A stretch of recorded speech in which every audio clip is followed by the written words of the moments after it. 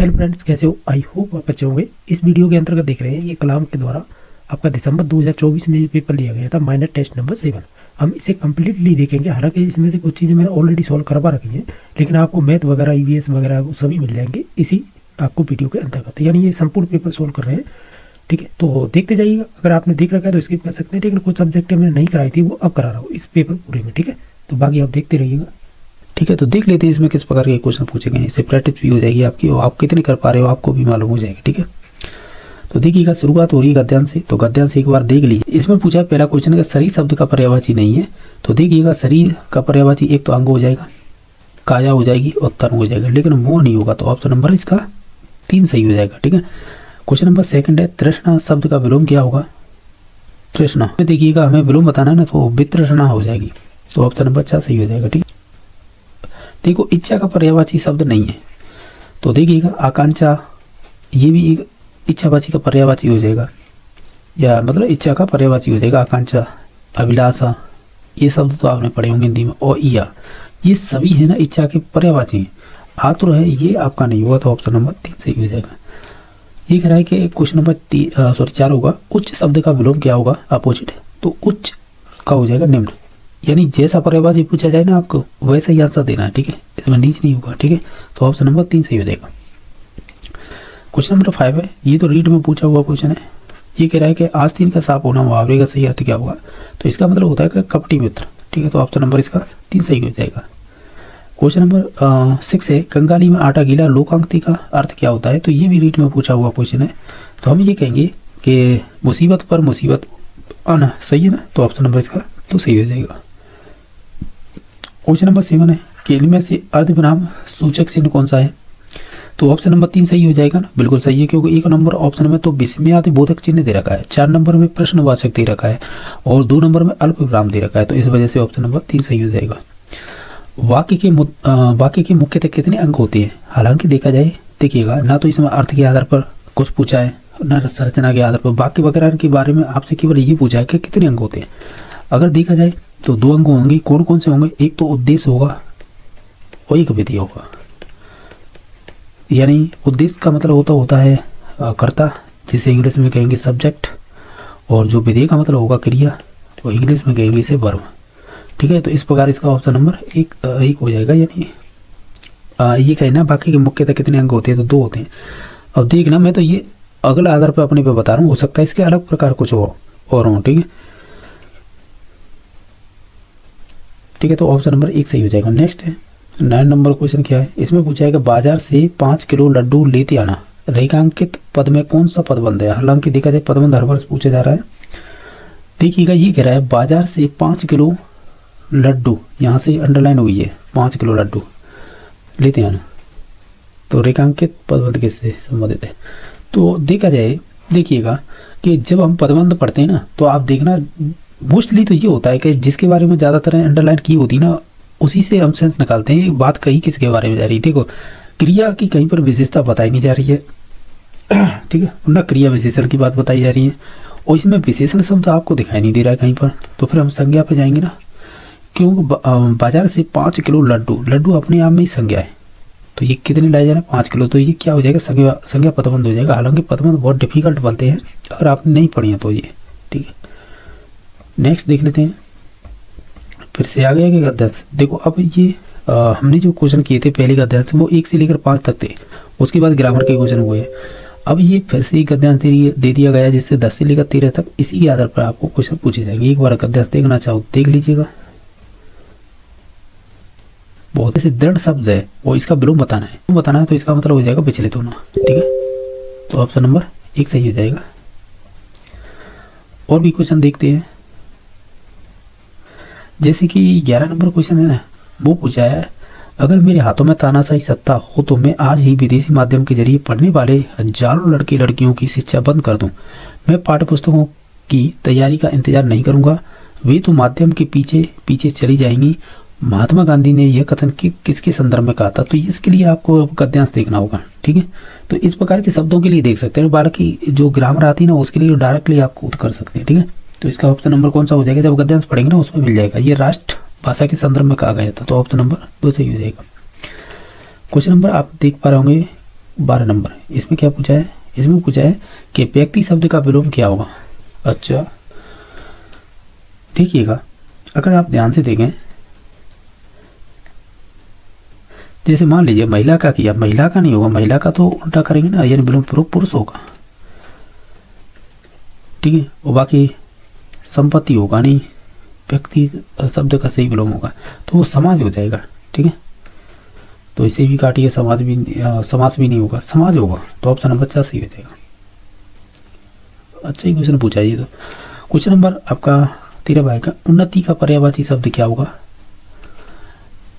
उन्नति तो हम ये कहेंगे, देखो उन्नति देखो प्रकाश तो होगा नहीं, जश्न भी नहीं होगा ना, इबादत होगा, तो ऑप्शन नंबर 1 सही होगा। ये डेवलपमेंट या प्रोग्रेसिव, ये सभी उन्नति के ही पर्यायवाची हो जाएंगे। यानी उन्नति का मतलब प्रोग्रेसिव होना एक तरह से, डेवलपमेंट का मतलब विकास करना, तो ये सिमिलर हो जाएंगे।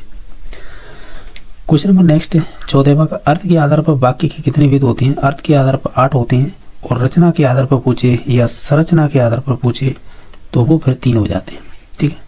नेक्स्ट है कि वाक्य में जिसके विषय में कुछ कहा जाता है उसे क्या कहते हैं, तो फिर हम तो उसे उद्देश्य कहते हैं, यानी सब्जेक्ट के बारे में ही कहा जाता है। ये कह रहा है इनमें से कौन सा वाक्य का प्रकार नहीं है। आज्ञार्थक होता है, इच्छार्थक होता है, ठीक है। ये मतलब ये अर्थ के आधार पर चल रहे हैं प्रकार, जो मैं बता रहा हूँ अभी 8 प्रकार थे ना, जिनमें से आज्ञार्थक होता है, इच्छार्थक होता है, और आपका संदेहार्थक हो जाएगा, और जो नहीं होगा वो हो जाएगा ये है ना विस्मरणात्मक, तो या विस्मयादिबोधक बोल सकते हैं यार, सॉरी रुको, विस्मयादिबोधक तो अलग होंगे यार, ये तो विस्मरणात्मक बोल रहा है, तो ये वाला नहीं होते हैं, ठीक है। तो ऑप्शन नंबर इसका 3 सही हो जाएगा। बाकी ये 3 प्रकार दे रखे थे, ये अर्थ के आधार पर होते हैं। क्वेश्चन नंबर नेक्स्ट है, हर्ष शोक और विस्मय की स्थिति में कौन सा विराम चिन्ह प्रयुक्त होगा। हर्ष हो, शोक हो, विस्मय हो, ये सभी विस्मयादिबोधक में आते हैं, ठीक है। देखिए मैं जो बता नहीं रहा था इसमें ये विस्मरणात्मक था, और देखिएगा विस्मयादिबोधक तो ये वाला होता है, ठीक है। तो समझे होंगे। नेक्स्ट देख लेते हैं। इसमें पूछा है कि लोकांक्ति का चयन कीजिएगा, जैसे आंखें दिखाना, दांत खट्टी करना, पीठ पर लात मारना, घर की मुर्गी दाल बराबर। इसमें से लोकांक्ति बताइएगा कौन सी है। अगर सभी ऑप्शनों को देखेंगे तो हम कहेंगे घर की मुर्गी दाल बराबर है, ये आपकी एक लोकांक्ति है, बाकी सभी मुहावरे थे, ठीक है। अब फिर से आ गया गद्यांश। अब इस गद्यांश को आप देख लीजिएगा, ठीक है। हालांकि गद्यांश छोटा ही है, ये तो देखना चाहे तो 19 से लेकर 22 तक इसी से क्वेश्चन बनेंगे, तो देख लीजिएगा। ये कह रहा है उत्साह शब्द का विलोम क्या होगा। अगर ऑप्शनों को देखें तो देखिएगा पतन तो होगा नहीं, साहस भी नहीं होगा, देखो उत्साह और आनंद कहीं ना कहीं सिमिलर से है, तो ये भी नहीं होगा, तो निरुत्साह होगा, ठीक है। तो ऑप्शन नंबर 2 सही हो जाएगा। ये तो सिंपल ही क्वेश्चन पूछा था। गद्यांश के अनुसार है सच्चा उत्साही कौन होता है, तो इसे जब पढ़ेंगे ना तो गद्यांश, तो उसके अकॉर्डिंग आंसर देना है। तो हम ये कहेंगे जो मनुष्य को कार्य करने के लिए प्रेरणा मिले, ठीक है। तो ऑप्शन नंबर 1 सही हो जाएगा। बाकी नेक्स्ट क्वेश्चन नंबर देख लेते हैं।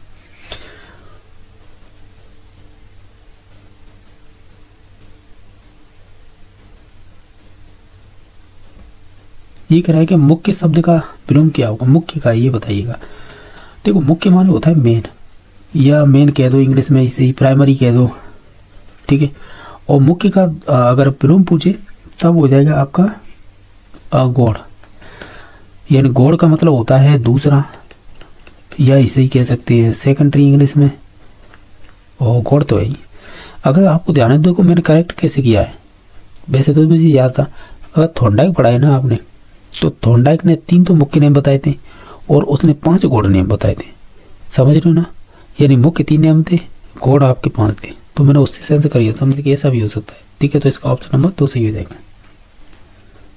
क्वेश्चन नंबर नेक्स्ट है 22, आनंद शब्द का पर्यायवाची नहीं होगा। अगर आप सभी ऑप्शनों को देखें, देखो प्रमोद माने भी एक तरह से आनंद ही होता है या खुशी होना, हर्ष माने भी वही है हंसना ही, हंसना मीन्स प्रसन्न रहना। बाकी आह्लाद है, इसका भी मतलब वही है एक तरह से आनंद की अनुभूति होना। कुतूहल है, ये आपका पर्यायवाची नहीं होगा, किसका, आनंद का। तो ऑप्शन नंबर 6 सही हो जाएगा। क्वेश्चन नंबर 23 देख रहे होंगे। इसमें पूछा है कि दीपक सुबह से शाम तक पढ़ता है, रेखांक में पदबंध कहता है ये। अगर रीट 2018 दी हो, शायद लेवल 2 की बात कर रहा हूँ मैं, तो उसमें पदबंध संबंधवाचक पूछा था, उसमें तक शब्द आया था, और वो शानदार क्वेश्चन पूछा था, अगर आपने ध्यान दिया हो या प्रीवियस के क्वेश्चन किए हो। लेकिन एक चीज ध्यान रखना, क्या रखना, कि यहाँ पे है आपका समुद्रवाचक नहीं होगा। क्यों नहीं होगा? अब देखें तो सुबह से शाम तक, तो ये कहीं ना कहीं क्रिया विशेषण पदबंध हो जाएगा, यानी क्रिया की विशेषता होता रहेगा सुबह से लेकर शाम तक वो पढ़ता रहा। समझ रहे हो? तो इसका ऑप्शन नंबर 2 सही हो जाएगा। लेकिन एक चीज ध्यान रखना, जहां तक है तक शब्द आता है ना वो हमेशा संबंधवाचक में आता है, ठीक है? या अब छोड़िएगा, वो आएगा जब देखेंगे क्वेश्चन, पर मैं बता रहा हूँ इसमें तो राइट आंसर हो जाएगा 2 नंबर ऑप्शन, ठीक है? नेक्स्ट देख लेते हैं। ये कह रहा है कि वाक्य विश्लेषण में उद्देश्य के अंतर्गत आएगा। उद्देश्य का मतलब तो कर्ता ही होता है ना, तो सही है। और विधेय होती तो क्रिया होती जाती। नेक्स्ट है कि इनमें से कौन आश्रित उपवाक्य का प्रकार नहीं है। तो जब आप पढ़ते होंगे संरचना या रचना के आधार पर 3 प्रकार, जैसे सरल वाक्य, संयुक्त और मिश्र, तो मिश्र के जो वाक्य होते हैं ना वो आश्रित उपवाक्य होते हैं। तो इनमें से पूछा है इनमें से कौन सा आश्रित उपवाक्य का प्रकार नहीं है। तो ये प्रकार भी होते हैं, जैसे कि संज्ञा उपवाक्य हो जाएगा, विशेषण हो जाएगा, क्रिया विशेषण, लेकिन सर्वनाम नहीं होता है, ठीक है? तो ऑप्शन नंबर 3 सही हो जाएगा। ईद का चांद होना मुहावरे का सही होता है, मतलब मुहावरे का सही तो होगा। तो हम ओवरऑल सभी ऑप्शनों को देखें तो हम कहें बहुत दिनों के बाद दिखाई देना, यही होगा, ठीक है? ये भी आपकी रीट में पूछा हुआ है। छछूंदर के सिर पर चमेली का तेल, लोकांगती का अर्थ है, ये रीट में पूछा हुआ क्वेश्चन है। इसका मतलब होता है अयोग्य व्यक्ति के पास है स्तरीय वस्तु होना। ऑप्शन नंबर 4 सही हो जाएगा। इसके बाद है नेक्स्ट क्वेश्चन देख लेते हैं। अब क्या उत्तम का हो जाएगा अदम, ठीक है? तो इस प्रकार इसका ऑप्शन नंबर 4 सही हो जाएगा। ये सरस्वती, जो हमारी सरस्वती है, शब्द का पर्यायवाची क्या होगा? अगर इन सभी ऑप्शनों को ध्यान से देखें तो सरस्वती है वो वीणा धारा नहीं है। यहाँ पे तो वाणी दे रखा है सरस्वती, लेकिन हम सही है सरस्वती, जैसे कहते हैं ना हमारी जीभ पर लक्ष्मी बैठी है, सरस्वती बैठी है, तो वो इसी से संबंधित है, ठीक है? तो वाणी हो जाएगा। बाकी सविता अलग चीज़ है, सुरलोक अलग है, विधि अलग है, ठीक है? तो ऑप्शन नंबर 1 ही सही हो जाएगा।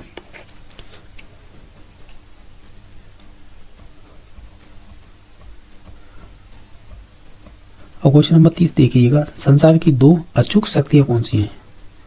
जब आप गद्यांश पढ़ेंगे ना उसी के सेंस के आधार पर निकाल पाएंगे, वाणी और कर्म। अब नेक्स्ट क्वेश्चन नंबर ये पूछ रहा है कि अपेक्षा का विलोम क्या होगा? उपेक्षा होगा, ठीक है? ऑप्शन नंबर 3 सही हो जाएगा। रचना के आधार पर वाक्य के कितने वेद हैं? तो मैंने बताया था 3 वेद होते हैं, और अर्थ के आधार पर पूछे तब 8 हो जाते हैं, ठीक है?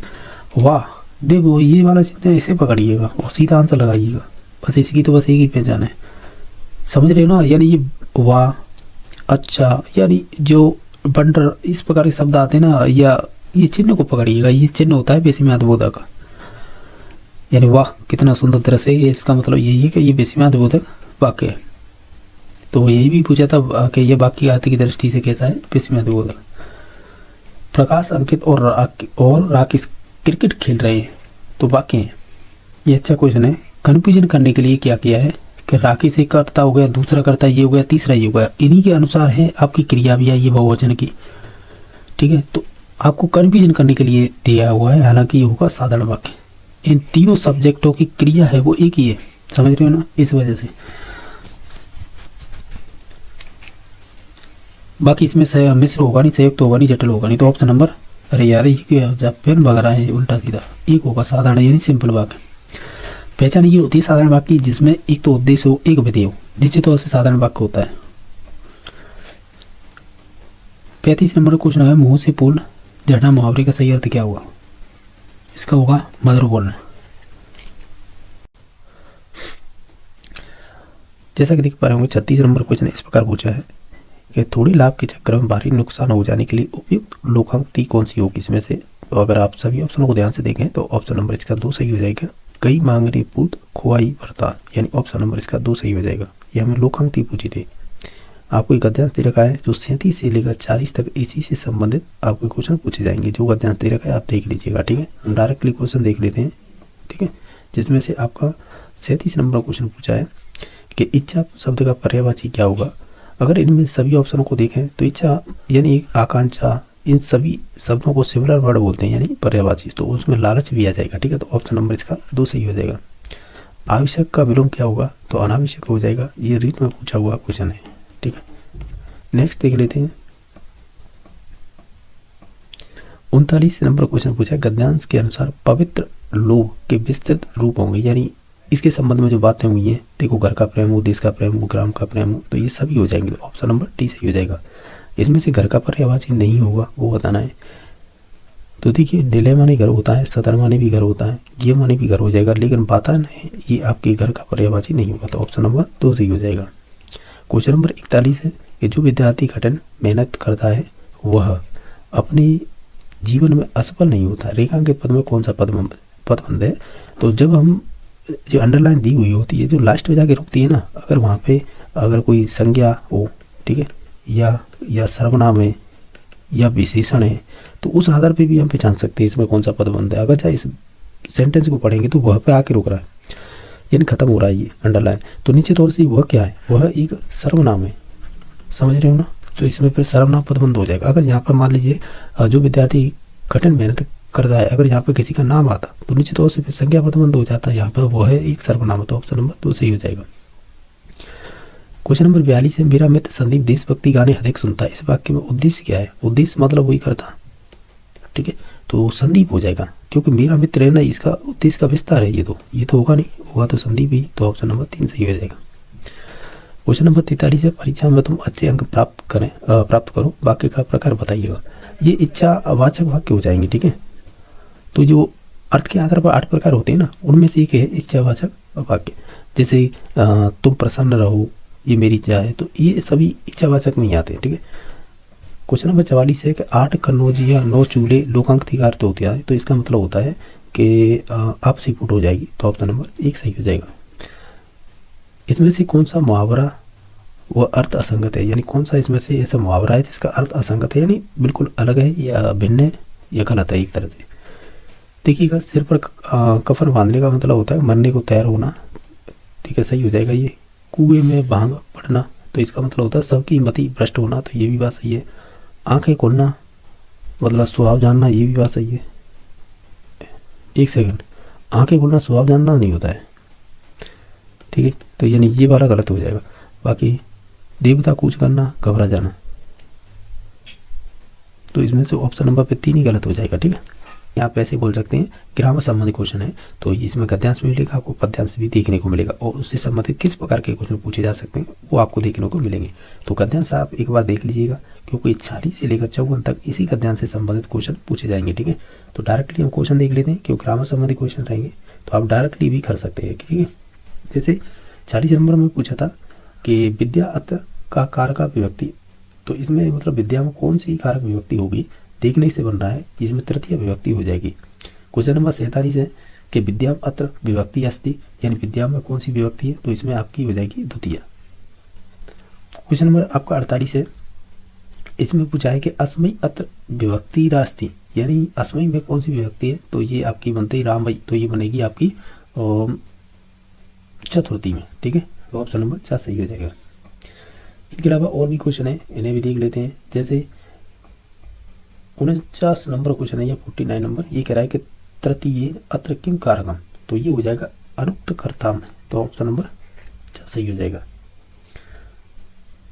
और क्वेश्चन नंबर नेक्स्ट है, ये कह रहा है कि ये बाल्यकालाद, यानी बाल्यकालाद अत्र का विभक्ति रास्ति, यानी आपने राम के रूप पढ़े होंगे, क्योंकि बालक और राम दोनों आकारांत तो पुल्लिंग है, तो निश्चित तौर से राम के जैसे ही रूप चलेंगे इसके, तो हम पंचमी विभक्ति एक वचन में रामात ही तो बनता है, तो इसमें रामा द, यानी त का द हो जाता है, ये ऑटोमेटिक संस्कृत में आपने पढ़े होंगे इस प्रकार का, तो इसमें हो जाएगी पंचमी विभक्ति एक वचन।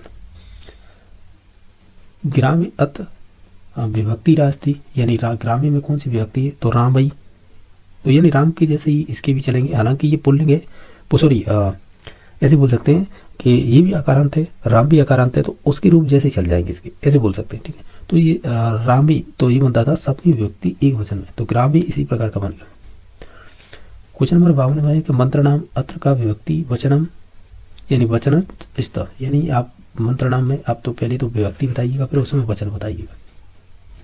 अगर देखें तो राम आ जाती, तो मोस्टली ऐसा होता है, क्या होता है कि एक सेकंड, इसमें हमें विभक्ति वचन बताना है, तो ये हो जाएगी देखें तो द्वितीय विभक्ति एक वचन, ठीक है, मंत्र नाम, तो ऑप्शन नंबर 2 सही हो जाएगा।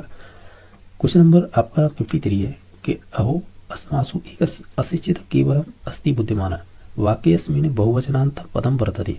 यानी इस सेंटेंस में आपको बहुवचन कौन सा पद दे रखा है वो बताना है, ठीक है। तो अगर आप सभी ऑप्शनों को ध्यान से देखें यानी सेंटेंस को देखें तो भी हम अस्मासु देखें ना, ये आपका हो जाएगा बहुवचन पद, ठीक है। तो ऑप्शन नंबर कह सकते हैं 4 सही हो जाएगा। क्वेश्चन नंबर नेक्स्ट है 54 नंबर के वयम इति रूपम अस्ति, यानी जो वयम होता है ना तो ये कौन सा रूप है इसमें से ये बताना है। तो ये हो जाएगा, देखो अस्मत्व शब्द होता है प्रथमा और बहुवचन होगा ये, ठीक है। तो ऑप्शन नंबर 1 सही हो जाएगा। इनके अलावा नेक्स्ट देख लेते हैं, आपको एक पद्यांश दे रखा है 55 से लेकर 61 तक, इसी पद्यांश के आधार पर ही क्वेश्चन पूछे जाएंगे। तो पद्यांश देख लीजिएगा। तो इसमें देख लीजिएगा क्वेश्चन किस प्रकार के पूछे।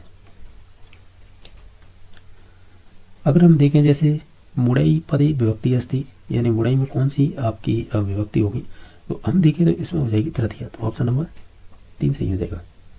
क्वेश्चन नंबर 56 है कि खंडेषु अत्र विभक्ति वचनस स्त, यानी खंडेषु में कौन सी विभक्ति है और वचन है। तो देखो खंडेषु इस प्रकार रामेषु, तो ये मोस्टली है सप्तमी विभक्ति बहुवचन हो जाएगा। तो ऑप्शन नंबर 2 सही हो जाएगा।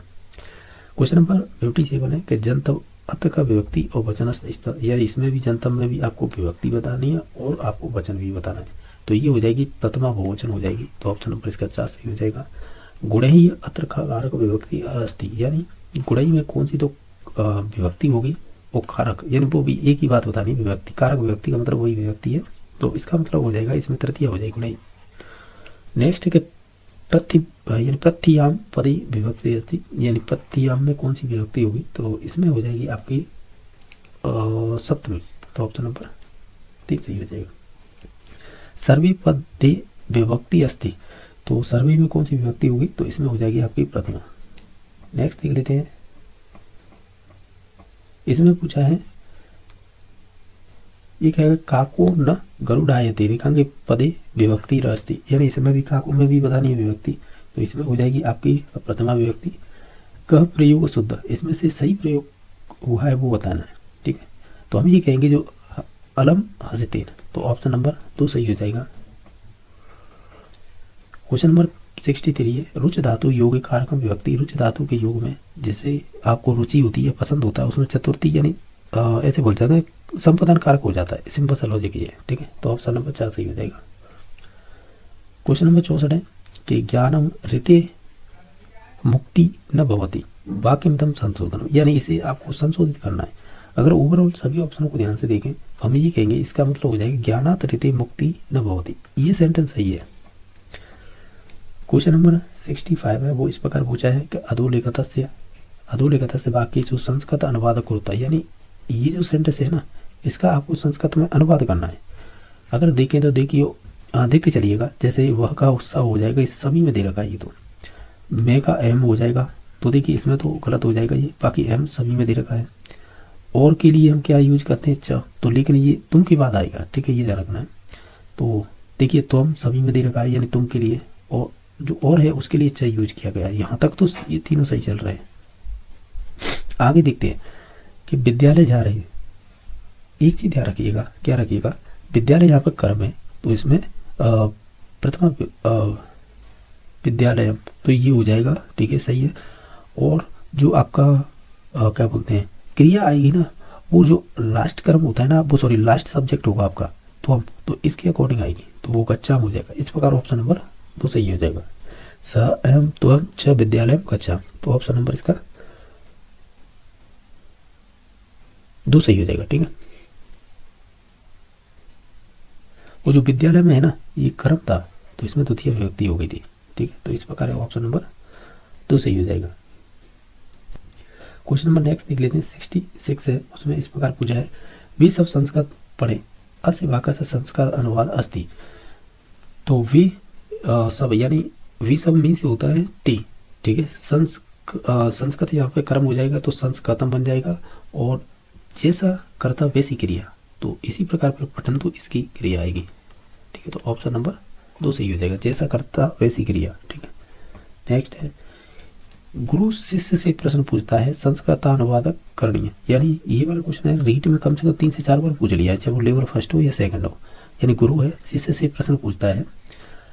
तो अगर हम देखें, अगर इनमें से हमें संस्कृत अनुवाद करना है तो हम जाएंगे ऑप्शन नंबर 2, ये हो जाएगा 4 नंबर। यानी गुरु है शिष्यम प्रश्न प्रचयति। ठीक है, तो ऑप्शन नंबर 4 सही हो जाएगा। नेक्स्ट है कि 68 नंबर, मैं कलम से पत्र लिखूंगा, अस्य वाक्यस्य अनुवाद अस्ति। यानी इसका संस्कृत जो हिंदी में दे रखा है ना, इसका संस्कृत में अनुवाद करना है आपको।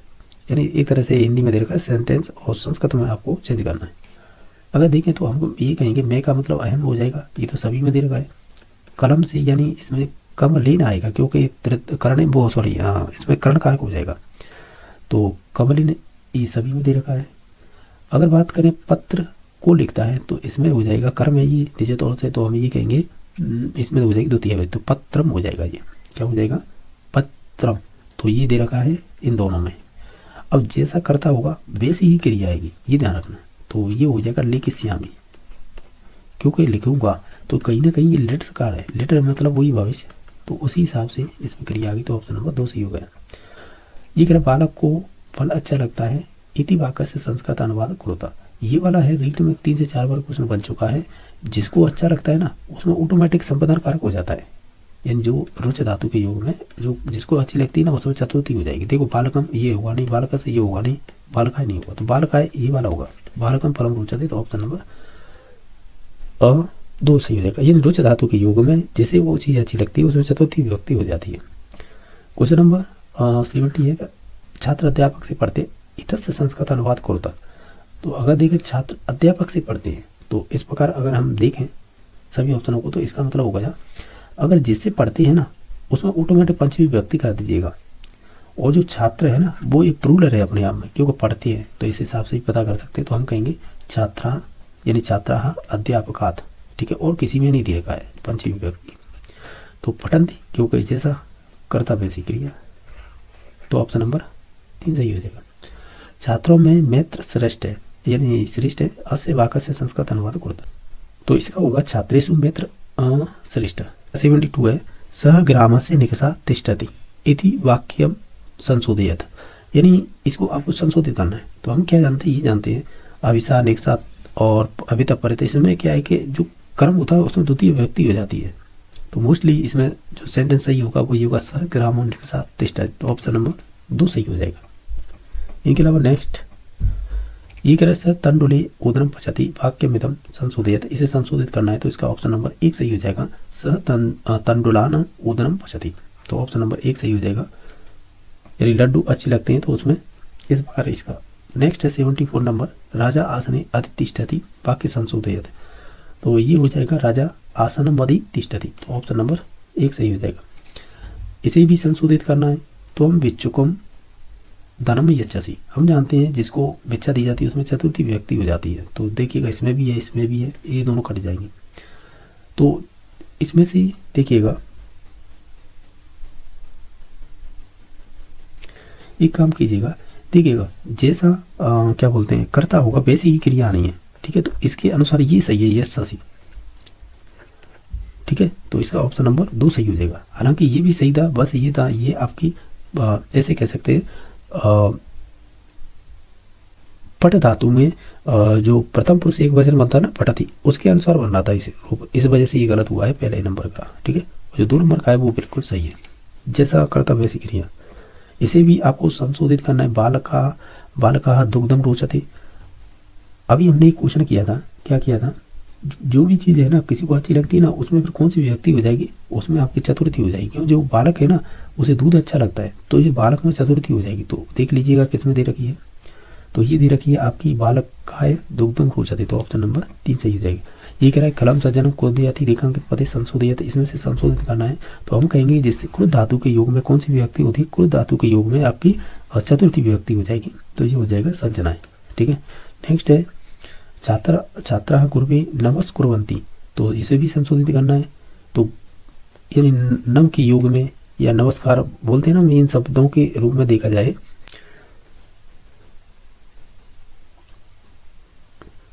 तो देखिएगा इसमें हो जाएगी छात्राः गुरुं नमस्कुर्वन्ति, ऑप्शन नंबर 1 सही हो जाएगा। इसके अलावा और भी क्वेश्चन दे रखे हैं क्या, और भी है। स असति वाक्यस्यास्य वाच्य परिवर्तन होता है, यानी इसका वाच्य परिवर्तन करना है एक तरह से। तो इसका वाच्य परिवर्तन क्या हो सकता है, तेन हस्यते, ऑप्शन नंबर इसका 3 सही हो जाएगा। स पाठम पठति वाक्यास्य वाच्य परिवर्तन होता है, इसका भी वाच्य परिवर्तन करना है। तो स का हो जाएगा तेन, तो ऑप्शन नंबर इसका 2 ही हो जाएगा ना, तेन पाठ्य पठ्यते, तो ऑप्शन नंबर 2 सही हो जाएगा। अब इसमें क्या है कि आपको इस वाक्यों में वाच्य परिवर्तन करना है, ठीक है। जैसे अहम ग्रामम गच्छामि, तो देखो अहम का क्या हो जाएगा मया, और ग्राम का क्या हो जाएगा ग्राम गम्यते, ऑप्शन नंबर 1 सही हो जाएगा। सही है क्या, सही है। ये कह रहा त्वम पुस्तकानि पठसि वाक्यास्य वाच्य परिवर्तन, इससे को भी आपको वाच्य परिवर्तन करना है। तो हम ये कहेंगे इसका हो जाएगा त्वा पुस्तकानि पठयन्ते। नेक्स्ट है त्वम मां पश्यसि, इसको भी वाच्य परिवर्तन करना है। अगर हम देखें तो ये हो जाएगा आपका त्वा अहम दृश्य, ऑप्शन नंबर 1 सही हो जाएगा। नेक्स्ट देख लेते हैं। ये कह रहा है कि मया पुस्तकानि पाठयन्ते इति वाक्य वाच्य परिवर्तन कुरुता, इसका भी आपको वाच्य परिवर्तन करना है। तो इसका हो जाएगा अहम पुस्तकानि पठामि, ये ऑलरेडी दिया होता है, इसे आपको एक तरह से साधारण वाक्य में चेंज करना था। वो दे रखा था कर्मवाच्य, इसे आपको कर्तवाच्य में चेंज कर्ती में चेंज करना था, इस प्रकार था। वाच्य परिवर्तन कुरुता शिशु जलम पिबति, तो अगर देखें तो ये हो जाएगा शिशुना जलम पियति, तो ऑप्शन नंबर 2 सही हो जाएगा। ये आपकी एक सूक्ति दे रखी है, इसमें फिल इन द ब्लैंक्स में क्या आएगा, तो इसमें आएगा आपका कार्याणी, ठीक है। ये भी आपकी एक सूक्ति दे रखी है, फिल इन द ब्लैंक्स में क्या आएगा, तो हम ये कहेंगे इसमें आ जाएगा आपकी वसुदेव। नेक्स्ट है, ये भी आपकी एक सूक्ति दे रखी, तो ये बताइए इसमें क्या आएगा, तो इसमें आ जाएगा आत्मन। ये सूक्ति दे रखी है ज्ञान भारम, यानी ज्ञान भारह फिल इन द ब्लैंक्स बिना, तो हम ये कहेंगे क्या कहेंगे कि ज्ञान भारह क्रिया बिना, तो ऑप्शन नंबर 3 सही हो जाएगा। एक रहा हितम फिल इन द ब्लैंक च दुर्लभ च, इसको भी सूक्ति को पूरा करना है, तो हम ये कहेंगे हितम मनोहारी च दुर्लभ च। ये सभी जो सूक्तियाँ पूछी गई ये ऑलरेडी रीड में पूछी हुई हैं, ठीक है। इस प्रकार इनके आंसर जैसा कि आप देख पा रहे होंगे, जो ईवीएस सब्जेक्ट से संबंधित इसमें कुछ क्वेश्चन दे रखे हैं, जो माइनर टेस्ट नंबर 7 लिया गया था कलाम प्री रीड के थ्रू, जो माइनर टेस्ट नंबर 7 जो कोचिंगों में लिया जाता है, तो उनमें आपके क्वेश्चन पूछे गए हैं इस कह सकते हैं पेपर के अंदर। तो हम देख लेते हैं ईवीएस से क्वेश्चन किस प्रकार है। इसमें कुछ साइंस के भी दे रखे हैं क्वेश्चन, तो वो भी देखते चलेंगे, ठीक है। अब जैसे 91 नंबर क्वेश्चन है, देखिएगा किस प्रकार पूछे हैं, आपको दिखाई तो दे रहा होगा, ठीक है। 91 नंबर क्वेश्चन देखिएगा। ये कह रहा है कि फ्लोएम का कार्य क्या होता है। जब भी फ्लोएम आए ना, तो ये भोजन संबंधित होता है। तो हम ये कहें पत्तियों से भोजन को पौधे के विभिन्न भागों तक पहुंचाया जाता है। एक होता है फ्लोएम, एक होता है जाइलम। तो जाइलम होता है ना, तो जो जाइलम होता है वो संबंधित होता है आपके पानी से संबंधित, वो पानी को ले जाता है, ठीक है। तो इस प्रकार इसका ऑप्शन नंबर 2 सही हो जाएगा। क्वेश्चन नंबर 92 है, संयोजी ऊतक का प्रमुख घटक कौन सा होता है। तो संयोजी ऊतक का जो प्रमुख घटक है या कंपोनेंट्स बोल सकते हैं, इसमें कोलेजन प्रोटीन पाई जाती है, तो ऑप्शन नंबर 1 सही हो जाएगा। ये सभी 9th क्लास NCERT से पूछे जा रहे हैं क्वेश्चन। ये 93 नंबर है, निम्न में से कौन सा मानव शरीर का तरल संयोजी ऊतक है, तो वो आपका ब्लड हो जाएगा, यानी रक्त, तो ऑप्शन नंबर 2 सही हो जाएगा। एक से अधिक प्रकार की कोशिकाओं से मिलकर बनी होती हैं, उसे कहते हैं टिश्यू। ये ऑलरेडी रीट में पूछा हुआ क्वेश्चन है, या उसे जटिल ऊतक कहिएगा या सिंपल ऊतक कहिएगा, वो एक ही बात रहेगी। निम्न में से किस ऊतक की कोशिकाएं मृत होती हैं। तो जब आप ऊतक के प्रकार पढ़ेंगे ना, तो उसमें देखिएगा जैसे मृदूतक, जैसे पेरेनकाइमा बोलते हैं, एक है स्थूल, इसे कोलेनकाइमा कहते हैं। ये दृढ़ होता है, इसे स्केलेनकाइमा कहते हैं। इसमें ही मृत कोशिकाएं पाई जाती हैं, ये ध्यान रखना, ठीक है। बाकी इनमें जीवित पाई जाती है। नेक्स्ट देख लेते हैं। 96 नंबर है कि वृक्क की नली तथा लार ग्रंथि की नली के अस्तर का निर्माण है किस प्रकार के ऊतक से होता है। सभी ऑप्शनों को देख लेंगे तो घनाकार एपिथेलियम के थ्रू होता है, जैसे क्यूबोडॉयल एपिथेलियम बोलते हैं। ये ध्यान रखना, हमारा शरीर है ना, तो विभिन्न प्रकार के ऊतकों से मिलकर बना होता है, यानी कोशिका के थ्रू, यानी कोशिका इकट्ठी होती है, उससे ही बनता है ऊतक। तो सिंपल ये है कि हमारे शरीर के जितने भी अंग हैं ना, उनमें अलग अलग प्रकार के ऊतक पाए जाते हैं। जैसे कि हमारी जो वृक्क की नली होती है ना, और जैसे लार ग्रंथियाँ हैं, उनमें एक घनाकार पाया जाता है। वहाँ के मूत्र विसर्जन होता है, उनमें अलग प्रकार है, हमारे आमाशय में अलग प्रकार है, हमारी श्वास नली में अलग प्रकार है। यानी ये चीज़ें आपको जब हम ऊतक के प्रकार पढ़ते हैं ना तो उनके अंडर में आते हैं ये सभी, ठीक है। तो ये अच्छे लेवल के क्वेश्चन है और ये आपके 9th प्लस 12th में जंप कर जाएंगे क्वेश्चन, समझ रहे हो ना। हालांकि ये 9th की बुक में दे रखे हैं NCERT की में, जो टिश्यू वाला चैप्टर है उसमें, यानी कोशिका और ऊतक वाला चैप्टर है, शायद मुझे चैप्टर का याद नहीं पर 9th में है ये, ठीक है। नेक्स्ट है जीवों की मुख्य संरचनात्मक क्रियात्मक इकाई होती है वो कोशिका ही कहलाती है। कोशिका का शक्ति ग्रह, ये तो रीट में पूछे हुए माइटोकॉन्ड्रिया, और ये भी क्वेश्चन पूछा हुआ ऊपर का, ठीक है, ये वाला 97 और 98। इसके अलावा देखो मैं बता दूं रीट में कौन कौन से क्वेश्चन बन चुके हैं। ये नहीं बनाए, ये नहीं बनाए, ये भी नहीं बनाए, ये भी, ये ऊपर के कोई भी नहीं बने हैं। नहीं, एक सेकंड रुकिएगा, जाइलम ब्रोम से एक क्वेश्चन बनाया, ये नहीं पता कौन सी ईयर में पूछा गया, ठीक है। बाकी हम देखते चलते हैं। ये कह रहे हैं ना कोशिका में उपस्थित विषैली पदार्थों की निरावशीकरण का कार्य किसके द्वारा किया जाता है। ये NCERT में ऐसी ही लाइन दे रखी है, ठीक है। तो ये होती है हमारी जो चिकनी अंतःप्रतपी जालिका होती है ना, तो वो ऐसा काम करती है। बाई चांस अगर ये ऑप्शन ना हो तो फिर हम यकृत भी लगा सकते हैं, क्योंकि यकृत भी यही कार्य करता है। जितने विषैले पदार्थ होते हैं ना उनका नष्ट भी, या कह सकते हैं उसे निरावशीकरण भी आपका ये लीवर करेगा। लीवर में से यकृत। अब ये कह रहा है पादप कोशिका में भोजन किस रूप में संचित होता है, तो वो स्टार्च के रूप में होता है। जैसे हम जैसे मानव होते हैं, तो यानी जो मनुष्य होते हैं वो ग्लूकोज को ग्लाइकोजन में चेंज करते हैं, ठीक है। ये सभी काम है। आपने अंतःस्रावी ग्रंथि पढ़ी होंगी, ठीक है, उनके अंदर में आते हैं अंतःस्रावी और बहिस्रावी, और एक मध्य में होती है, दोनों के में, ठीक है। उसी के अंदर हम इन चीज़ों को पढ़ते हैं। हालांकि यकृत ही काम करता है ग्लूकोज से ग्लाइकोजन। इस प्रोसेस को क्या कहते हैं, ये क्वेश्चन बनता है। निम्नलिखित में से कौन सी परजीवी है इनमें से, तो वो ईस्ट हो जाएगा। एक चीज़ और ध्यान रखना, ये क्वेश्चन बनता है अमरवील भी एक आपका परजीवी होता है। क्वेश्चन नंबर नेक्स्ट है कछुआ प्राणी जगत किस संपर्क में आता है, तो ये 9th क्लास में भी दे रखा है, तो वो रेप्टाइल्स में आता है, सरीसृप। तो ऑप्शन नंबर 4 सही हो जाएगा। इसमें से कौन से जीव हैं जिनमें श्वसन अंग फेफड़े पाए जाते हैं, यानी लंग्स, तो वो छिपकली हो जाएगी। बाकी मछली में तो गिल पाए जाएंगे। केचुआ और कॉकरोच ये इंपॉर्टेंट है, लेकिन अगर आप ध्यान रखें तो ये आपका रीट में बना ही क्वेश्चन है, शायद पूछा गया है, ये मेंस में पूछा गया है लेवल 2 साइंस मैथ में, ठीक है। यानी इनके श्वसन अंग कौन कौन से होते हैं, या फिर श्वसन अंग के अलावा उत्सर्जन तंत्र कौन कौन से होते हैं इनके, ये इस प्रकार का भी क्वेश्चन पूछा गया है। निम्नलिखित में से कौन सा राजस्थान का राज्य पक्षी होगा, वो होगा घोड़ावन, जिसे कहते हैं इंडियन बस्टर्ड। उनको पालतू श्रेणी में राज्य पशु का दर्जा कब दिया गया था, वो 30 जून 2014 में। राजस्थान का राज्य वृक्ष कौन सा है, तो वो रोहिणा हो जाएगा। भारत सरकार द्वारा जो बाघ संरक्षण हेतु टाइगर प्रोजेक्ट कब कह सकते हैं शुरू किया गया था, वो 1973 में। ये रीट में पूछा हुआ है, ये भी रीट में पूछा हुआ है, और ये भी रीट में पूछा हुआ है, ठीक है। और क्या है, ये तो है नहीं, ये नहीं है क्या, और क्या यार और नहीं पूछे इनमें से, ठीक है। आगे देख लेते हैं। इसमें से क्या है कि आपको असुमिलित युग्म को पहचानिएगा। जैसे राष्ट्रीय उपर उद्यान है, ये आपके जैसलमेर में, ये बात तो सही है। सीता माता वन्यजीव अभ्यारण्य, जहाँ पर उड़न गिलहरी पाई जाती हैं, ये भी बात सही है, प्रतापगढ़ में। राष्ट्रीय चंबल अभ्यारण्य ये कोटा में, ये भी बात सही है। कुंभलगढ़ अभ्यारण्य ये बूंदी में नहीं है, तो यही राइट आंसर हो जाएगा, क्योंकि हमें ये बताना था असुमिलित कौन सा है। राज्य के किस जिले में उष्ण कटिबंधीय कटीले वन नहीं पाए जाते हैं, तो देखो बीकानेर में पाए जाएंगे, जोधपुर, चूरू, क्योंकि ये तो सब देखा जाए ना तो ये सभी रेगिस्तान से ही लगते हैं। और जो चूरू है, हालांकि ये उत्तर पूर्व में आता है, उत्तर पूर्व में ही आएगा जिला, लेकिन क्या है कि जो ऊपर की साइड है ना, ये बीकानेर ऊपर की साइड देखेंगे तो ये चूरू भी आपके उष्ण कटिबंधीय कटीले वन में ही आ जाता है। तो इसमें से जो नहीं आएगा वो हो जाएगा अलवर, ठीक है। रामगढ़ विषधारी अभ्यारण्य को किस वर्ष में बाघ परियोजना में शामिल कर लिया गया है, वो 2023 हो जाएगा।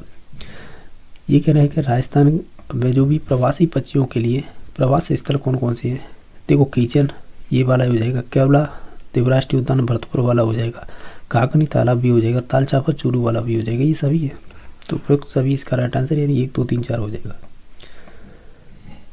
ये कह रहा है 112 नंबर कि निम्न में से सर्वाधिक उपग्रह वाला ग्रह कौन सा है, तो वो हो जाएगा शनि। ये कह रहा है निम्न में से कौन सा पृथ्वी का निकटतम ग्रह होगा, तो वो शुक्र होगा। अगर यहीं पे ये क्वेश्चन होता निम्न में से कौन सा सूर्य का निकटतम ग्रह होगा, तब बुध होता। ये ध्यान रखना, ठीक है। ये कह रहा है निम्न में से कौन सा भारत में जैव विविधता तप्त स्थल है, यानी हॉट स्पॉट कौन सा है, तो वो हो जाएगा पश्चिमी घाट, जो केरल घाटी बोलते हैं ना, यानी सही है, जो केरल घाटी है उसे ही पश्चिमी घाट बोलते हैं। ये ऑलरेडी रीट में पूछा हुआ क्वेश्चन है कि किस संस्था द्वारा रेड डाटा बुक में जारी की गई जिसमें लुप्त हो रही जातियाँ, उनके आवास और उनकी वर्तमान संख्या सूचीबद्ध की जाती है, तो वो IUCN के थ्रू की जाती है। तो ऑप्शन नंबर 1 सही हो जाएगा। एक रहा है निम्न में से विश्व धरोहर में शामिल धरोहर स्थलों के संदर्भ में असुमिलित छांटी है, यानी जो गलत है वो चूज करना है। जैसे धरोहर एक तरफ और जो शामिल की गई वर्ष एक तरफ। जंतर मंतर है वो 2008 में नहीं शामिल किया गया था, 2010 में शामिल किया गया था, ठीक है। तो इस प्रकार यही गलत हो जाएगा, बाकी तो सभी सही थे। जैसे कालबेलिया 2010, जयपुर का जो परकोट है 2019, कुंभलगढ़ ये 2013, ठीक है। तो गलत था option number 1। Question number next है, सूर्य ग्रहण होता है कब। अगर आप ध्यान से देखें तो देखो सूर्य ग्रहण एक होता है चंद्र ग्रहण। तो सूर्य ग्रहण की बात करें तो जब चंद्रमा है ना पृथ्वी और सूर्य के बीच में आ जाए ना, उसे तो बोलते हैं आप है सूर्य ग्रहण। और अगर पृथ्वी है वो सूर्य और चंद्रमा के बीच में आ जाए, इसे बोलेंगे चंद्र ग्रहण। ये होता है सूर्य ग्रहण। तो ऑप्शन नंबर 2 सही हो जाएगा। भारतीय मूल की प्रथम महिला अंतरिक्ष यात्री कौन थी, तो कल्पना चावला। सूर्य के प्रकाश को पृथ्वी तक पहुंचने में कितना समय लगता है, तो 8 मिनट और कह सकते हैं 30 सेकंड। तो ऑप्शन नंबर 4 सही हो जाएगा। जंतु जगत का सबसे बड़ा संघ ऑर्थोपोडा हो जाएगा। जैसा कि आप देख पा रहे होंगे, हम ये क्वेश्चन कर रहे हैं जो आपके कलाम के माइनर टेस्ट नंबर 7 में पूछे गए थे ना, मैथ की, वही कर रहा हूँ। तो 121 नंबर क्वेश्चन देखिएगा। अगर आपने कर लिए तो कोई बात नहीं किए तो देखते चलिएगा। ये क्वेश्चन इस प्रकार था, यदि दो समांतर रेखाओं को प्रतिच्छेदित करने वाली एक तिर्यक रेखा के एक ही ओर के दोनों अंतःकोण 2:3 के अनुपात में है, तो दोनों कोणों में बड़ा कोण कौन सा है। सिंपल ही क्वेश्चन है। अगर दो समांतर रेखाएं हैं, अगर इनको एक तिर्यक रेखा काटे तो यही वाले कोण होते हैं ना, इन्हें अंतःकोण बोलते हैं। इनका योग है वो 180 डिग्री होता है, लेकिन इनके अनुपात दे रखे हैं हमें क्वेश्चन में 2:3। आप इनको जोड़ लीजिएगा, क्योंकि ये जो है ना 180 वो दोनों कोणों का योग है, तो इनका भी योग कर लीजिएगा। जैसे आसानी होगी, हमें x की वैल्यू आएगी उसके थ्रू हम आंसर निकाल सकते हैं। तो 2x + 3x ये दोनों अंतःकोणों का योग है वो 180 के बराबर हो गया। अब 2 और 3 5x हो जाएंगे, 5x बराबर 180। x की वैल्यू निकालेंगे तो इसे 5 से काट लीजिएगा, 5 मतलब 5 × 30 यानी 36 डिग्री आया। ये तो x की वैल्यू आई, लेकिन हमें चाहिए दोनों में सबसे बड़ा कोण कौन सा है। तो इनमें देखिए अनुपात में कौन बड़ा है, 3 का मल्टीप्लाई डायरेक्टली कर दीजिएगा। तो चंक 18 1 3 तक 9, यानी जो हमें सबसे बड़ा कोण है ना, यानी बड़ा कोण, तो बड़ा कोण का मान है वो कितना आया है, वो 108 डिग्री। तो ऑप्शन नंबर 2 सही हो जाएगा। देखो यू क्वेश्चन मैं छोड़ रहा हूँ, इसका मुझ पर आंसर निकला नहीं है, लेकिन आप निकाल सकते हो, इस प्रकार निकाल सकते हैं। मैं इसका अलग से वीडियो डालूंगा, देखिएगा। इसे आगे बढ़ा लीजिएगा और इसे भी बढ़ा लीजिएगा और इस आधार पर निकालिए, क्योंकि जो PQ है ना वो RS के समानांतर है। PQ है वो RS के समानांतर है। इस आधार पर ये क्वेश्चन का आंसर निकल जाएगा आसानी से, ठीक है।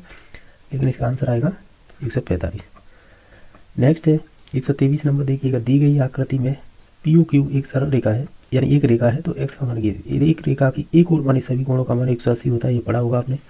तो देखिएगा इन सभी का मान जो दे रखे ना, इनका 180 हो जाएगा।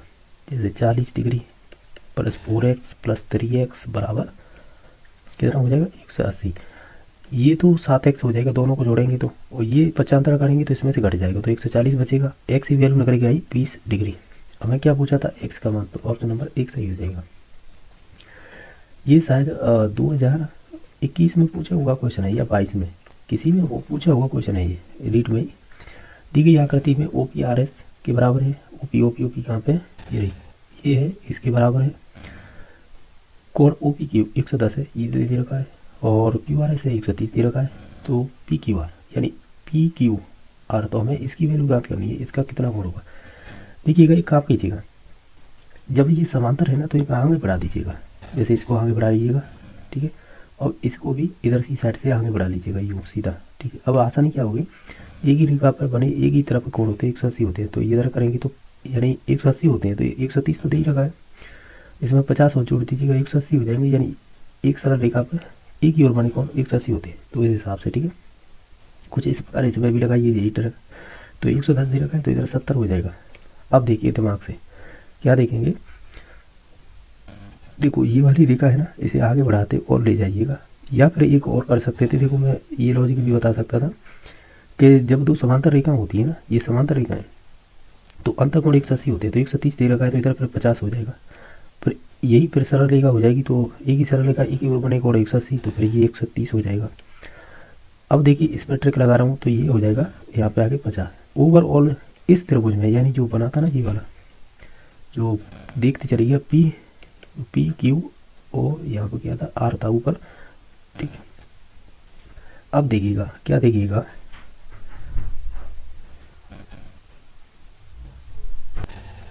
देखिएगा ये जो पी वाला था ना, इधर की साइड कितना था 110, और इधर बाहर की तरफ हमने जो निकाला था वो कितना आया था 130, और ये हमें ज्ञात करना था। देखिएगा मैंने बताया था एक ही रेखा पर अपने एक ही ओर कोण होते हैं वो 180 होती है, या सरल रेखा पर एक ही ओर कोण 180। तो इसमें अगर 70 जोड़ेंगे तो 180 हो जाएगी। ये 30 है, 130 है सॉरी, तो इधर की तरफ कोण कितना बनेगा अंदर की तरफ, तो 50 हो जाएगा। अब देखिएगा त्रिभुज के तीनों कोणों का योग 180 होता है, जिसमें से 50 और आपका 70 दे रखा दोनों, इन दोनों को जोड़ेंगे तो 120 आता है।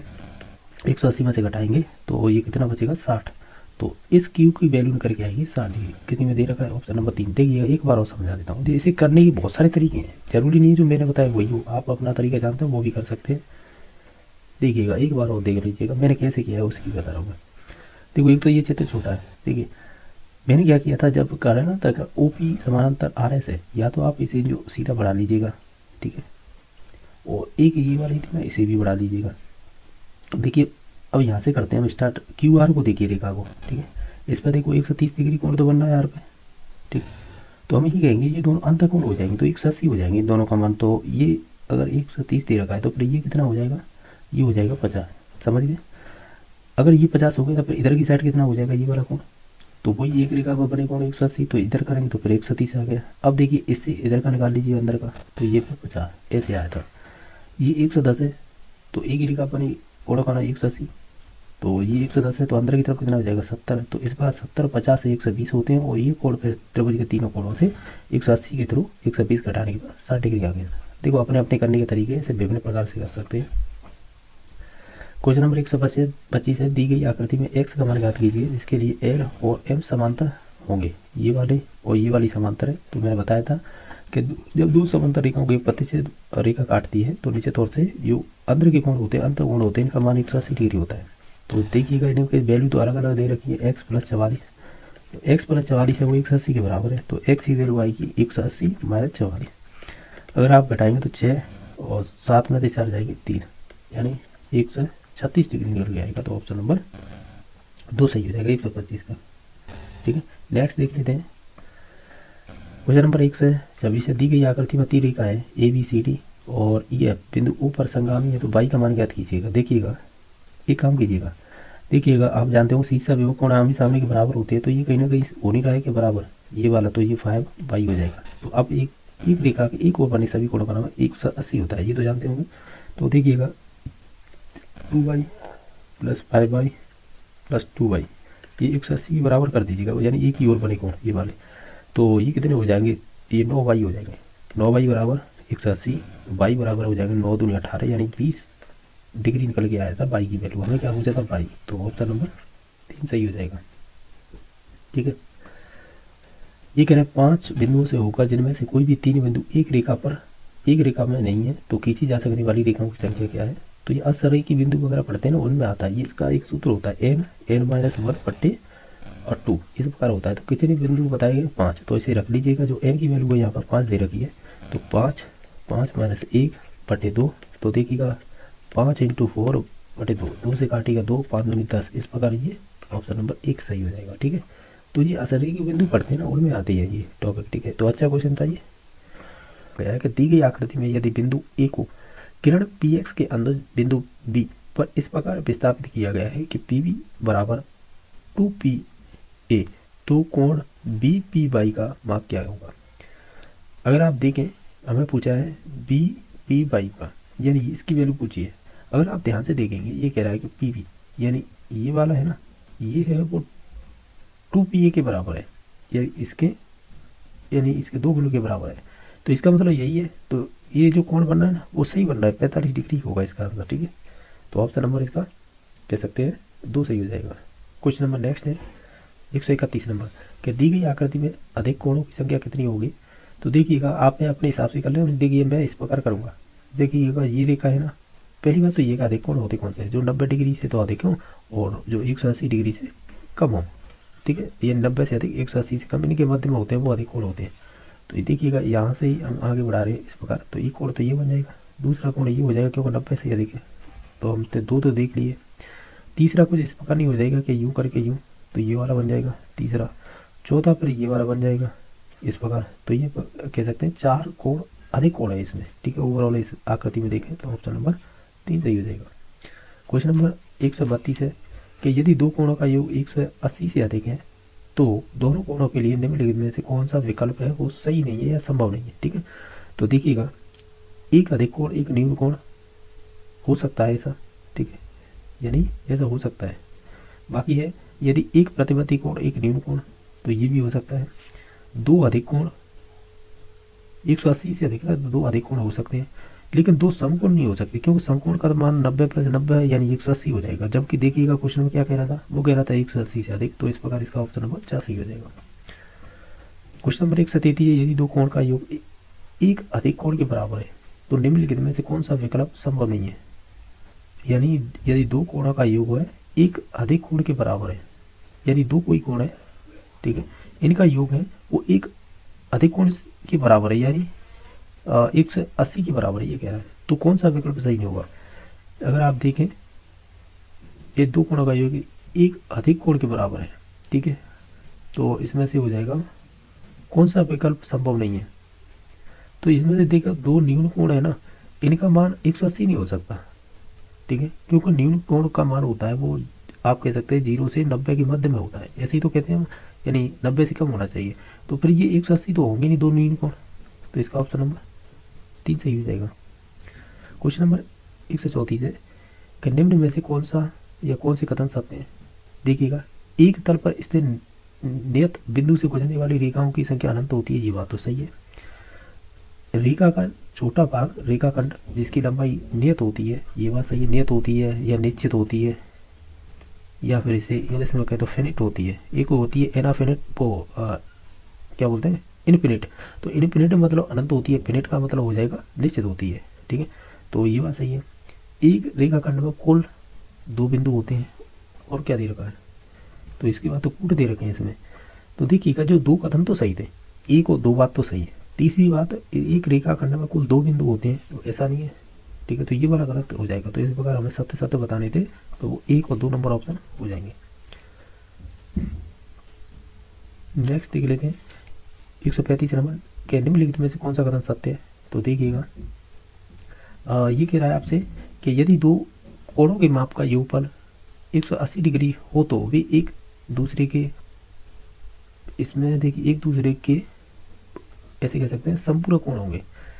एक तो होते हैं कॉम्प्लीमेंट्री, एक होते हैं सप्लीमेंट्री। तो कॉम्प्लीमेंट्री यानी संपूरक सही है, 2 कोणों का माप का योगफल 180 डिग्री होता है और संपूरक कहते हैं, ये बात सही है।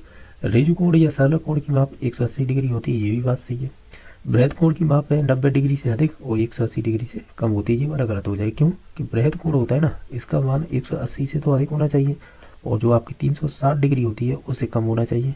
तो इस प्रकार ये वाला कथन गलत हो जाएगा। बट बाकी ऑप्शन देख लेते हैं। यदि 2 कोणों की माप का योगफल 90 डिग्री हो तो वे एक दूसरे के कोटिपूरक कोण कहलाते हैं। कोटिपूरक को कॉम्प्लीमेंट्री कोण कहते हैं, ये बात सही है। क्यों, ये दोनों कोण है ना, ये एक साथ ही पढ़ाए जाते हैं। संपूरक कोण 2 कोणों का मान है वो 180 डिग्री होना चाहिए और जो आपके कोटिपूरक जिन्हें कॉम्प्लीमेंट्री बोलते हैं, या इन्हें सही है कॉम्प्लीमेंट्री बोलते हैं। एक होते हैं संपूरक और एक होते हैं कोटिपूरक। तो सही है ये भी बात, ठीक है। तो ये सही था, ये सही था और 2 सही है, 3 नंबर गलत है। क्योंकि बृहद कोण का मान हम जानते हैं 180 से और 360 से, यानी 180 से अधिक 360 से कम। तो इस प्रकार इसका ऑप्शन नंबर, अब क्या पूछा था, सत्य है ये तो पूछ रहा है। तो 1 2 4 1 2 4 1 2 4 1 2 4 ऑप्शन नंबर 3 सही हो जाएगा, ठीक है। अब नेक्स्ट क्वेश्चन नंबर देख लेते हैं ये कह रहा है निम्न में से कौन सी आकृति में कोण EOP आसन कोण नहीं है। आसन कोण की पहचान ये होती है कि उसमें एक भुजा और एक कोण ओबेनिस्ट हो, या जो ओबेनिस्ट भुजा उसके विपरीत बने कोण होते हैं वो भी आपके आसनी कोण होते हैं। तो देखिएगा इसमें से हमें पूछा नहीं है। देखिएगा हम देखते हैं जो हो सकते हैं। देखिएगा ये है, इसमें ये रेखा है ना, ये ओबेनिस्ट हो जाएगी तो इसका एक इधर बनेगा एक इधर, तो ये ओबेनिस्ट हो जाएगी। अब इसे देखिएगा, इसे ले लीजिएगा तो इधर की तरफ ये कोण इधर बन जाएगा इधर, तो ये ओबेनिस्ट हो जाएगी। तो यानी ये दोनों तो सही है। अब इधर देखिएगा, इसमें देखिए शीर्षा में कोण दे रखे हैं, ठीक है। तो इस वजह से इसमें कोई ओबेनिस्ट नहीं बन पाएगी भुजा, ठीक है, और इसमें भी नहीं बन पाएगी। तो इसका मतलब हो गया 1 और 2 गलत है, बाकी 3 और 4 सही थे। क्वेश्चन नंबर 137 है, वो इस प्रकार पूछा है। ये कह रहे हैं कि निम्न में से असत्य कथन बताइएगा, यानी जो गलत है वो बताइएगा। जैसे ये कह रहा है कि शीर्षाभिमुख कोणों के अर्धक एक सरल रेखा में होते हैं, ये बात सही है, क्योंकि शीर्षाभिमुख कोण कुछ इस प्रकार ही तो बनाते हैं, तो इनके अर्धक एक सरल रेखा हो जाएंगे। एक सरल कोण यानी एक सरल कोण में कोण का परिमाण 2 समकोणों के तुल्य होता है, यानी एक सरल कोण में, ये बात सही है, सरल कोण होते हैं वो 180 डिग्री के होते हैं, तो जिसमें 2 कोणों का तुल्य माना जा सकता है। ये सही था, ये सही था। यदि 2 आसन कोणों का माप 180 डिग्री हो तो रेखी कोण युग्म हो जाएंगे ये, तो ये भी बात सही हो जाएगी, ठीक है। यानी जो 3 नंबर है ना, यदि 2 आसन कोणों के माप का योग 180 डिग्री हो तो रेखी कोण युग्म हो जाएंगे, ये भी बात सही है। ये कह रहा है एक ओबेनिस्ट प्रारंभिक बिंदु वाली 2 किरणें सदैव एक समकोण पर बनाती हैं, यानी एक ओबेनिस्ट प्रारंभिक बिंदु 2 किरणें सदैव एक समकोण पर बनाती हैं, ये बड़ा गलत है। किरण कुछ इस प्रकार की होती है जैसे EOP, तो एक तो निश्चित बिंदु होता है, एक और अंत तक हम खींच सकते हैं, तो इससे आप इधर की तरफ ले लीजिएगा तो भी आप इसमें आप प्रारंभिक बिंदु वाली 2 किरणें सदैव एक समकोण बनाती हैं, ये जरूरी नहीं है, ठीक है। ये तो एक सरल रेखा बना रही है, ना कि आपकी कह सकते हैं समकोण बना रही है। तो इस प्रकार इसका ऑप्शन नंबर 4 सही हो जाएगा, क्योंकि हमें पूछा था असत्य कथन। बाकी ये तीनों सही थे, तो ऑप्शन नंबर 4 सही हो जाएगा। क्वेश्चन नंबर 138 है। देखिएगा, ये कह रहा है यदि 2 समांतर रेखाओं को एक तिर्यक रेखा काटती है तो उनसे बनने वाले कोणों को निम्न में से कौन सा कथन सत्य होगा। ये कह रहा है तिर्यक रेखा की एक ही ओर बने अंतःकोणों का योग है 2 समकोण के बराबर होता है, ये बात सही है। हमें ये क्वेश्चन कर चुके हैं, ये समांतर 2 रेखा है, तिर्यक काट रही, तो ये अंतःकोण होते हैं ना, इनका योग 180 डिग्री होता है, तो ये बात तो सही है। यानी 2 समकोण के बराबर कह लीजिएगा 180, वो एक ही बात होती है। एकांतर कोण बराबर होते हैं, ये बात सही है। इस प्रकार के एकांतर कोण देखे होंगे, ये उल्टी जेड में बनते हैं वो वाले। तिर्यक रेखा के एक ही ओर बने संगत कोण हमेशा बराबर होते हैं। तिर्यक रेखा के एक ही ओर बने, सही है। देखिएगा 2 तिर्यक रेखाएं हो, इन्हें यानी 2 समांतर रेखाएं उन्हें एक तिर्यक रेखा काटती है, तो ये वाला कोण होता है ना, वो इस कोण के बराबर होता है, या ऐसे कह सकते हैं ये वाला कोण है वो इसके बराबर होता है, ये संगत कोण होते हैं, तो ये भी बात सही है। तिर्यक रेखा के एक ही ओर बने संगत कोण हमेशा 180 डिग्री होते हैं, ये जरूरी नहीं है। जो जितने का मान ये होगा उतने का ये होगा, जितने का ये होगा उतने का ये होगा, तो ये वाला गलत हो जाएगा। हमें क्या पूछा था, सत्य कथन, तो 1 2 3 1 2 3 ऑप्शन नंबर 1 सही हो जाएगा। ये कह रहा है कि दी गई आकृति में रेखाखंडों की संख्या कितनी है। तो देखिएगा, अगर आप इन सभी ऑप्शन को ध्यान से देखें तो देखिएगा रेखाखंड होते कौन से हैं। आप जैसे ये 2 पॉइंट्स होते हैं, यही आपकी एक रेखाखंड हो जाएगी, यानी लाइन सेगमेंट बोलते हैं ये भी। तो देखिएगा कि रेखाखंडों की संख्या, तो देखिएगा हम यहाँ पर रख लेते हैं, यहाँ से एक तो ये हो जाएगा, फिर दूसरा ये हो जाएगा AOC, तीसरा हो जाएगा AOD, चौथा हो जाएगा AOE, यानी 1 2 3 4 तो ये हो गए। अब इधर से आइएगा, 1 यानी 5 नंबर का, ये 1 6 नंबर का, फिर उसके बाद यहाँ से यहाँ 7 नंबर का, और ये यहाँ से 8 तो हो चुके हैं, ठीक है। और देखिएगा और बन सकते हैं इस प्रकार। अब 8 तो हो गए। देखिएगा कैसे, मैं दोबारा बता दूं, देखो मैं अपनी तरफ से बता रहा हूँ, आप अपना लॉजिक लगा सकते हैं कि हमने ये स्टार्ट किया था ACB 1 हो गया था, फिर यहाँ से स्टार्ट किया था ये 2 हो गया था, फिर यहाँ से आगे 3 हो गया था, ये 4 हो गया था। इसी प्रकार उल्टा क्रम करेंगे तो 8 हो जाएंगे। एक ये बचेगा 9, पीछे वाला B और D, और एक लास्ट का बचेगा AOE, जो एक खंड होगा स्पेशल। तो इस प्रकार ये 10 हो सकते हैं। इसके अलावा अगर और ज़्यादा हो तो आप देख ले, कन्फर्म करके मुझसे तो यही बन पा रहे हैं, तो इसका ऑप्शन नंबर 2 होना चाहिए, ठीक है। अच्छा, ये क्वेश्चन पूछा है कि दिए गए चित्र में AB समानांतर CD है, तो x की वैल्यू ज्ञात कीजिएगा, यानी x का मान ज्ञात कीजिएगा। तो देखिएगा ये 2 समांतर रेखाएं हैं, इसे कैसे कर सकते हैं। देखिएगा कि हम एक काम करते हैं, देखो AB समानांतर CD दे रखा है, तो आप एक काम कीजिएगा, आसानी रहेगी, इसमें एक और समांतर रेखा खींचिए मध्य में। तो आप देखिएगा ये कुछ एक अंतर कोण बनेंगे, देखो U जाएंगे हम, फिर U जाएंगे, फिर U जाएंगे, ठीक है। अब ये भी चीज़ जानते होंगे, क्या जानते होंगे कि एक रेखा की एक ओर बने कोण 180 होते हैं, तो इसका मान 80 हो जाएगा, क्योंकि दोनों का योग 180 के बराबर होता है, ठीक है। अब देखिएगा ये वाला जो कोण मैं बता रहा था एक अंतर, तो ये 80, तो फिर ये भी 80। अब इसी प्रकार नीचे देखिएगा कुछ इसमें नहीं बन रही कि जेड उल्टी सी, देखो ये वाली यूँ, अरे यार एक सेकंड रुको, अब दिखाई तो दे रही होगी, यहाँ से यूँ बन रही है ये वाली, तो ये 40 है तो नीचे तो से ये भी 40 होगा। इसका मान हो गया ऊपर हो गया 80, नीचे 40, यानी 120 हो गया टोटल, ठीक है। अब इसे देखेंगे तो इसका मान जो वृत्त का होगा 360 हो जाएगा। अगर इस प्रकार करेंगे तो इधर की साइड तो 120 हो गया, इधर हो गया 4x + 40, ये 360 के बराबर कर लीजिएगा डायरेक्ट। जो मैं तरीका बता रहा हूँ वो अपनी तरफ से बता रहा हूँ, आप और भी लॉजिक लगा सकते हैं, यहाँ पे जरूरी नहीं है जो मैं बता रहा हूँ वही हो, ठीक है। लेकिन ये कि जो मैं कर रहा हूँ उससे भी आंसर आ रहा है, तो 4x + 40 प्लस अब ये 120 आया था और बराबर कर दीजिएगा 360 के, तो देखिएगा ये हो जाएगा, इसे 75 कर दीजिएगा, जो 100 कितना हो जाएगा 60, तो 360 में से 160 जाएंगे तो करीबन बचेंगे ये 200 बचेंगे, ठीक है। 160 है क्योंकि हमने जो 40 और 120 जोड़ा था 160 आया था, तो ये 4x की वैल्यू आई है 200, तो x की वैल्यू आ जाएगी 200 में 4 का भाग देंगे तो 50 डिग्री आएगा, और हमें क्या पूछा था x का मान, तो इसी प्रकार इसका ऑप्शन नंबर 2 सही आ जाएगा। देखो मैंने बताया इसका लॉजिक अन्य, तो इस प्रकार इसका राइट आंसर हो गया था 2 नंबर ऑप्शन, ठीक है। और नेक्स्ट देख लेते हैं, ये कह रहा है कि एक घनाभ बंद डिब्बे में कितने तल होंगे, तो उसके जो तल होंगे उसे बोलेंगे 6 होंगे, ठीक है। तो ऑप्शन नंबर इसका कह सकते हैं 1 सही हो जाएगा। क्वेश्चन नंबर 142 है, दो संपूरक कोणों का अनुपात है 2:1 है, तो उनके कोणों की माप क्या होगी। हम जानते हैं संपूरक कोण होंगे उनका योग 180 होता है, यानी दो कोणों का योग, तो ये दो कोण दे रखे हैं तो ये हो जाएंगे 3x, दोनों को जोड़ेंगे तो बराबर 180, तो x की वैल्यू निकालेंगे तो x की वैल्यू 60 डिग्री निकल के आएगी। हमें पूछा है दोनों कोणों की माप, तो इसका 2 से गुणा करेंगे तो 120 आ जाएगा, और इस एक का 60 से गुणा करेंगे तो 60 आ जाएगा, यानी इन दोनों कोणों की माप है, पहला नंबर ऑप्शन हो जाएगा। नेक्स्ट क्वेश्चन नंबर देख लेते हैं। अब ये कह रहा है, क्या कह रहा है, अगर आप ध्यान से देखें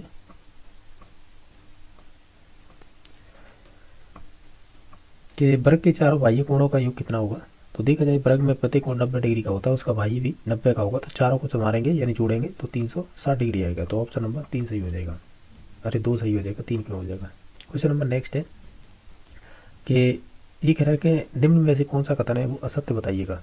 जैसे वर्ग एक विशेष प्रकार का आयत होता है, यानी वर्ग एक आयत हो सकता है, ये बात सही है। आयत एक विशेष प्रकार का वर्ग यानी आयत है, वर्ग नहीं हो सकता, लेकिन वर्ग एक आयत हो सकता है, ये बात सही है। प्रत्येक किरण एक रेखाखंड होती है, ये भी गलत है। ऋजु कोण का मान है, यानी सरल कोण का मान होता है वो 90 डिग्री होता है, ये भी गलत है क्योंकि 180 डिग्री होता है, तो ये भी गलत। तो हमें क्या पूछा था, कौन सा कथन असत्य है यानी गलत है, तो 2 3 4 गलत हो जाएगा, 2 3 4, तो 2 3 4 किस में दे रखे, ऑप्शन नंबर 2 में दे रखे। इसके अलावा और भी है क्वेश्चन। अब ये क्वेश्चन पूछा है 145 नंबर, देखिएगा। ये कह रहा है आपसे कि हमारे पास 4 सर्वांग सम त्रिभुज है, एक पिरामिड बनाने के लिए हमें और किसकी आवश्यकता होगी, यानी 4 सर्वांग सम त्रिभुज है यानी एक समान है, तो आपको इनमें से एक पिरामिड बनाना है, तो आपको इनमें से किसकी आवश्यकता होगी। आप देखेंगे सभी ऑप्शन को पढ़ के तो हम ये कहेंगे हमें एक तो वर्ग जिसकी भुजा की लंबाई है त्रिभुज की भुजा के बराबर हो तो काम बन जाएगा, तो ऑप्शन नंबर 2 सही हो जाएगा। किसी भी त्रिभुज में 2 भुजाओं की लंबाई का अंतर सदैव तीसरी भुजा से छोटा होता है, ये बात सही है। पंचभुज के विकर्णों की संख्या, तो इसका एक सूत्र चलता है n-3/2, तो जो n होती है वो नंबर ऑफ जो भुजाते रखी हो ना, जैसे पंचभुज है तो पंचभुज तो n बराबर 5 हो जाएगा। अगर ये षटभुज कहता तो ये आपका n बराबर 7 हो जाता, अगर अष्टभुज कहता तो 8 हो जाता, इस प्रकार। तो इसे रख लीजिएगा, हमसे क्या आ रहा था 5, तो 5 -3/2, तो देखिए 5 × ये 2/2, तो इससे ये कटेगा तो 5 निकल के आ रही है, तो ऑप्शन नंबर 3 सही हो जाएगा। इनके अलावा नेक्स्ट देख लेते हैं। ये कह रहा है कि निम्न वस्तुओं में कौन सी समतल नहीं है, तो देखिए कागज तो समतल है, गिलास नहीं होगा समतल, ना बेलन होगा ना गेंद होगी, तो ये रीड में पूछा हुआ क्वेश्चन था, इन्हें उल्टे क्रम में पूछ लिया है, बस अंतर ही है। तो हमने क्या कहा था, तो इसमें पूछा क्या था हमें कि समतल नहीं है, तो वो हो जाएंगे 2 3 4 2 3 4 2 3 4, ऑप्शन नंबर 2। ये भी 2016 में पूछा हुआ क्वेश्चन है कि चतुर्भुज ABCD की भुजाएं BA और DC को आकृति अनुसार बढ़ाया जाता है, तो निम्न में से कौन सा कथन सत्य होगा। देखिए ये चतुर्भुज की पहचान होती है कि जिन यानी ऐसे ये है ना, बाह्य कोण A B है और आंतरिक कोण है जो आपके X और Y हैं, ध्यान दे रहे हो तो A और B बाह्य हैं और X और Y आंतरिक हैं, तो हम ये कहते हैं कि जो बाह्य कोणों का योग वो आंतरिक कोणों योग के बराबर हो जाता है, ये समचतुर्भुज की एक विशेषता होती है, ठीक है। नेक्स्ट देख लेते हैं कि दी गई आकृति में कोण EOB एक समकोण है, ए ओ बी समकोण है, तो ए ओ डी और बी ओ सी ये वाले कोण है ना, ये वाला 35 और ये वाला 35, तो डी ओ सी यानी ये डी ओ सी ये मध्य वाला एक्स ज्ञात करना है। तो हमको बताया था ये 90 है, तो 90 में से अगर 70 घटा देंगे, वो 35 70 होते हैं, तो ये बचेगा 20, जो आपका इसका मान निकले क्या है, जो एक्स है ना इसका। तो ऑप्शन नंबर डी सही हो जाएगा।